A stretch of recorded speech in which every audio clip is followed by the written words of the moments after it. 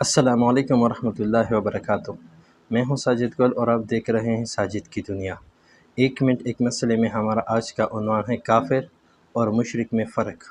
جناب نبی کریم صلی اللہ علیہ وسلم کے لائے ہوئے دین میں سے کسی بھی بات کا انکار کرنے والا کافر کہلاتا ہے اور اس کا یہ انکار کفر کہلاتا ہے۔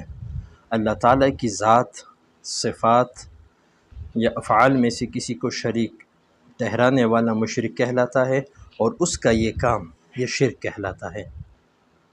کافر کے ساتھ دوستی نہیں رکھنی چاہیے، البتہ اگر وہ مجبوری کے تحت یا کسی ضرورت کی بنا پر کھانے کی کوئی چیز پیش کرے تو اسے کھانا جائز ہے، بشرط کہ اپنی تسلی کر لے۔ کیوں؟ کیونکہ جناب نبی کریم صلی اللہ علیہ وسلم کے ساتھ دسترخوان پر کافروں نے بھی کھانا کھایا ہے۔ کافر کو سلام بالکل نہیں کرنا چاہیے۔ ہاں، اگر کوئی کافر آپ کو سلام کریں تو آپ نے جواب میں صرف وعلیکم کہنا ہے۔ جزاک اللہ۔